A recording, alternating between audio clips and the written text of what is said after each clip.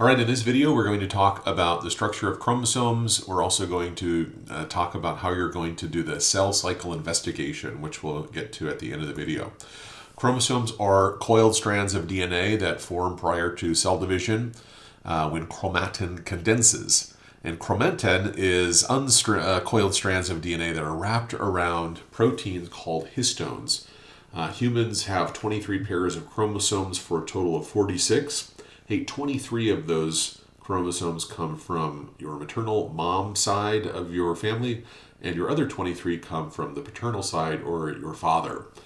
Think about why our cells would want to organize our DNA into chromosomes. In a moment, we're going to understand that the DNA is duplicated and then split into opposite sides of what will become two cells. And so that would be really difficult to do because DNA, if it wasn't structured into chromosomes, it's a macromolecule. There's a lot of it. So it'd be pretty difficult to account for all of it. So our body has a way that we can organize that really long strand of DNA, all of our DNA, into these structures by wrapping the DNA around histones, forming chromatin, and then coiling that chromatin into chromosomes. Here's the parts of the chromosomes. Chromosomes actually made up of two chromatids. So either side of this chromosome, this is one chromatid, this is the other chromatid. Together they're sister chromatids, and they're joined near the center in a structure of protein called the centromere that attaches those two chromatids together.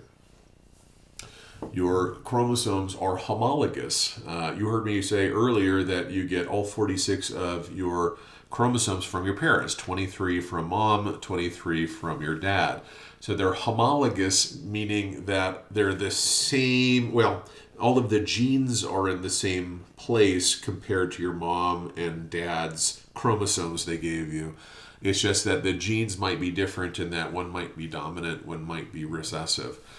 So they're the same genes, different in how all of those nucleotides that make up those genes might be slightly different due to mutations and other events that increase genetic variability.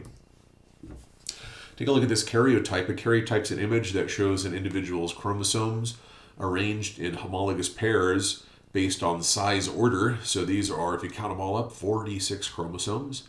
A geneticist might want to make a karyotype like this because it can help them determine potential conditions. For example, if an individual has an extra third 21 chromosome, or chromosome number 21, if there's a third of them, of them here, then the individual would have Down syndrome. Take a look. 22 of these pairs are called autosomes, and then one pair determines our gender. These are called the sex chromosomes. The one listed here on our screen is XY, which is typified by a biologically male individual. XX, if you have two X chromosomes, then you'd be biologically female. Chromosomes, chromo means color, somes means body, and so it literally means colorful body. That name came from this. The staining process or the dyeing process will be attractive to certain stretches of DNA, and it creates these colorful band patterns that the geneticist uses to match up those homologous chromosomes. And they are kind of colorful, aren't they?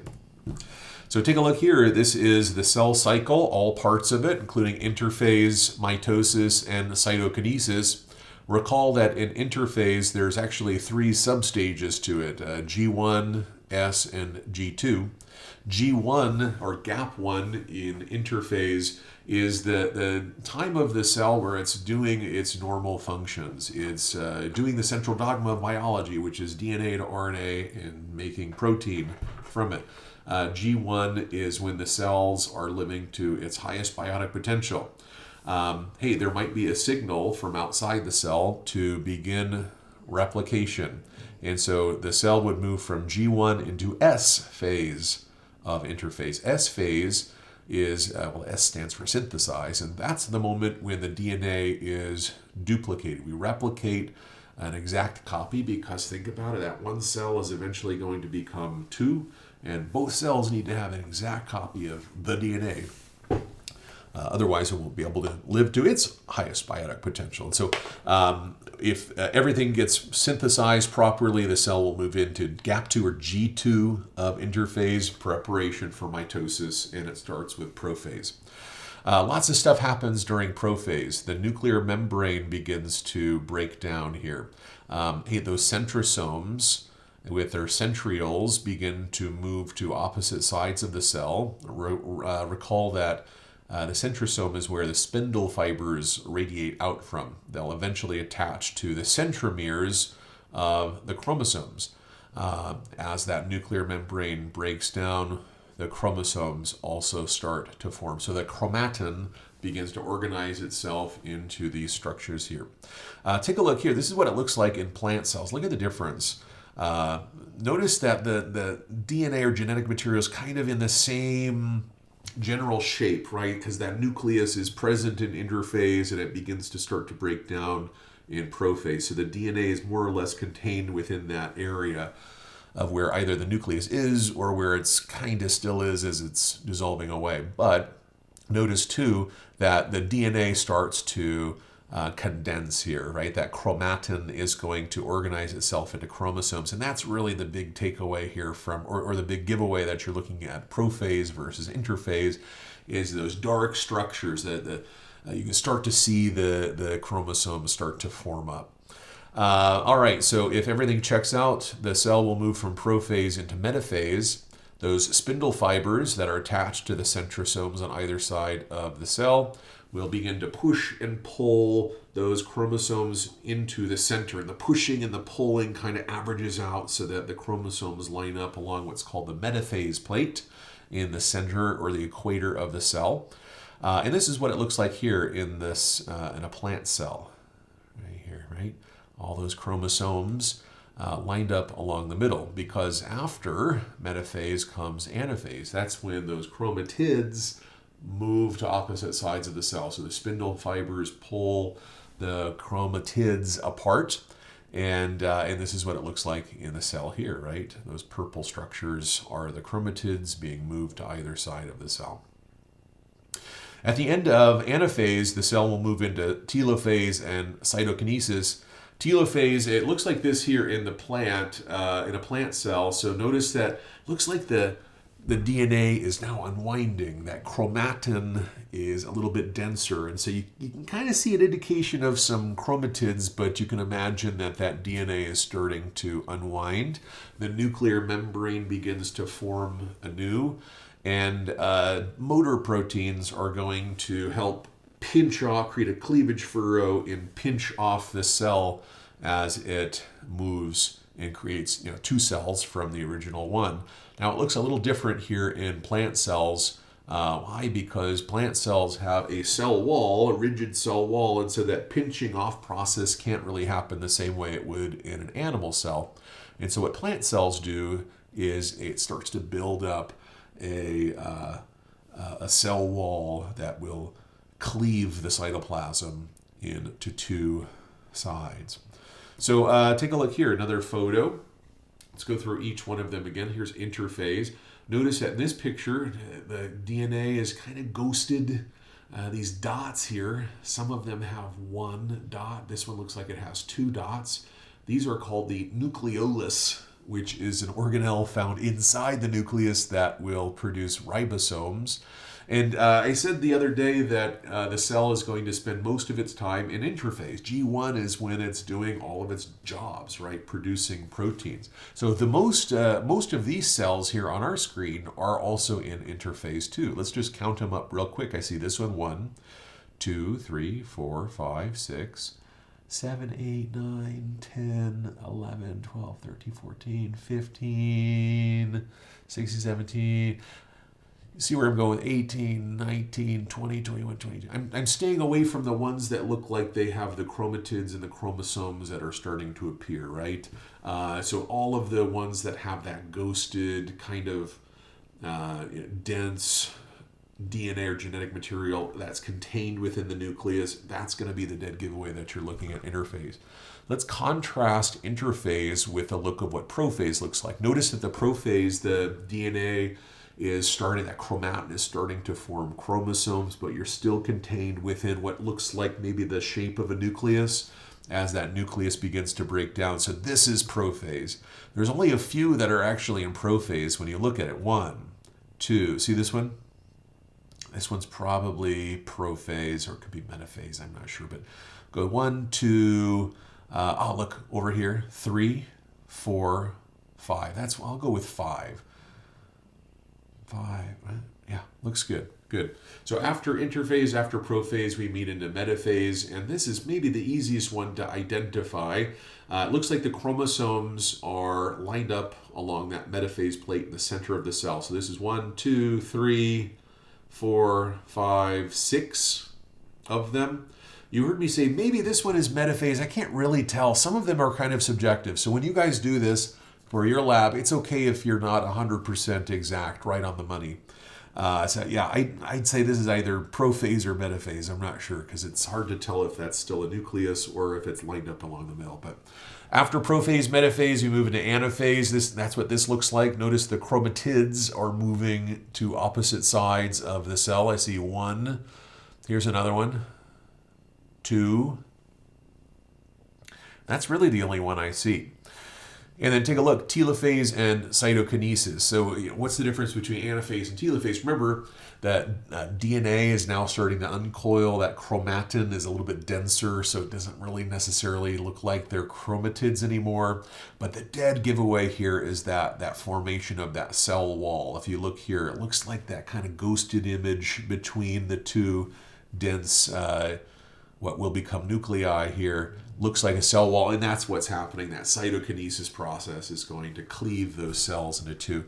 Let's count up the number that are in telophase. This is 1. Take a look. This one down here, 2. See that? The DNA looks like it's starting to unravel. It looks like it's starting to be contained within a nucleus, and most importantly, it looks like that cell wall is starting to form. So that's 2. Here's another one. Look at this. 3. Right? I don't see any others. Right here, maybe kind of use your imagination. See that? That kind of an indication that there is a cell wall that is forming between this mass of genetic material. All right, so what we're going to do now is a lab that answers the question at the bottom of the screen. It says, assuming onion root cells take 24 hours to complete the stages of interphase, prophase, metaphase, anaphase, telophase, and cytokinesis, how long does each of those stages last? And so there's about 70 to 77 or so cells here in this image, and the number depends on whether or not you include some of the cells that have been cut off. Like this one looks like prophase. Notice the indication of the nucleus, but it's been cut off. So if you want to include the cut off cells or not, that's up to you. These are probably an interphase over here, although it's, we're not 100% sure since we can't see it. Of course, there is some instructions here for us along with a lab handout. So let me pull that up. All of the instructions here are found on our Day 15 Formative Points Cell Cycle Investigation, including this image here. So if you needed some more help with trying to identify the different phases, this is here for you. And of course, I've got some instructions. Let's do that. I'll pull up that handout as I show you the procedures. So you guys are going to use the image of the onion root on the handout also below to collect data on the number of cells in interphase, prophase, metaphase, anaphase, telophase, and cytokinesis. Record your data in the data table on the handout. Take a look. We're going to then determine the percentage of cells at each stage of the cell cycle by using the formula. Now I've given you some examples here on how to do that. I'll come back and actually show you what that might look like on the paper. So after we determine the percentage of cells at each stage of the cell cycle, we'll determine the time spent in each phase. And I'll show you how to do that in a moment. I'd also like you guys to describe your data, write a claim and reasoning statement, and then turn in your work for some points. So let's pull up this handout here.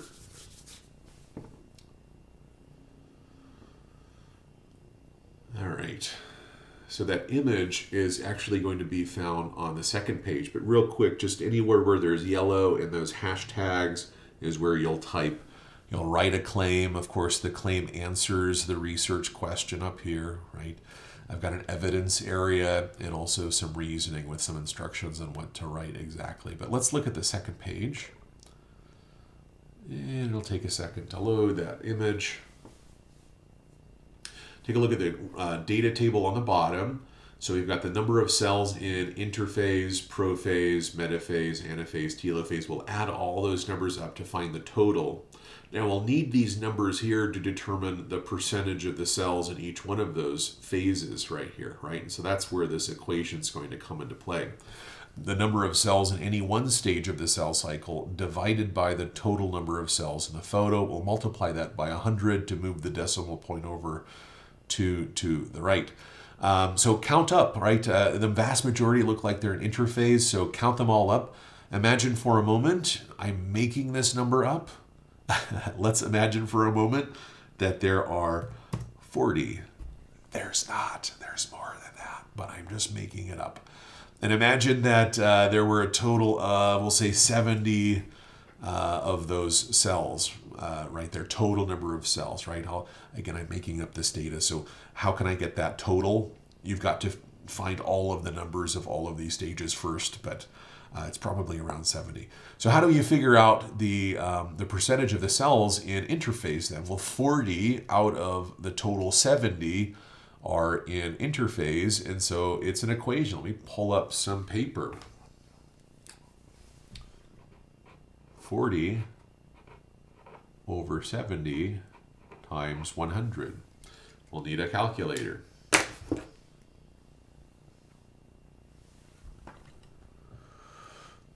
$40 divide sign 70 equals that, multiplied by 100 to move that decimal point over, and we get 57.14. Again, I'm making up the data. But this is how you could do it yourself. And so what I'd like you to do then is go ahead and type that in here. And then take a look. All the way on this first page is another data table, of course. So we can transfer in those percentages as we start to calculate them. And then to determine this, the time spent in each of those stages, we're going to multiply this percentage times the total length of time the cell took in each for the entire cell cycle. 57% times 24. That sounds like I'll need a calculator. Of course, we're going to have to convert this back to a decimal point, so 0.571 times 24 total. And so our answer then would be 13.7 hours. Again, I've made up this data, but that's what my expectation is for you guys to go through and tell me the actual percentages for each of these. From there, you'll be able to write a claim, and I'd like you to flesh out a nice reasoning statement. I want you to make some connections with the lecture, with chromosomes, with what we talked about with each of the stages. Maybe even discuss why interphase you feel is the longest of the stages and why the other ones are shorter. All of that information could go right in here, all right? And if you have any questions, of course, please email me. Talk to you soon.